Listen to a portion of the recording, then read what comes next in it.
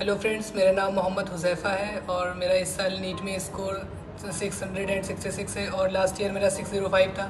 और last year इतना करीब पहुंचने के बाद बहुत ज़्यादा डिवास्टेटिंग था। और फिर उसके बाद और कहीं ना कहीं एक केमिस्ट्री पिछले साल का मेरा मेजर रीज़न था जो सिलेक्शन शायद नहीं हो पाया, 137 ही रह गए थे उसमें। उसके बाद मैं देख रहा था कोचिंग, फिर मैं मेरे फ्रेंड्स थे जिनके थ्रू मुझे पता चला, मैं ज़ीमैन में आया, तौसीफ़ सर से मिला।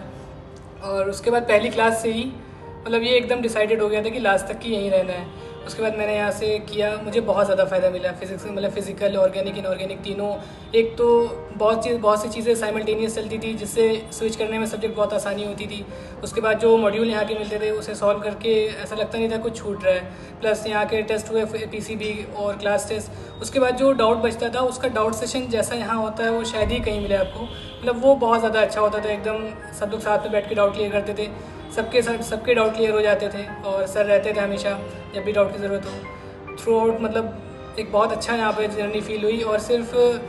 और सारे टीचर्स भी, जो यहाँ स्टाफ रहा पूरा, मतलब एक बहुत अच्छा माहौल था, बहुत ही फ्रेंडली माहौल था, जिसकी वजह से कभी डिवास्टेटिंग या डिमोटिवेशन नहीं फील होता था। उसकी वजह से शायद मैं लास्ट तक की शायद स्ट्रेस भी नहीं ले पाया, क्योंकि यहाँ पे हमेशा लोगों ने गाइड किया है।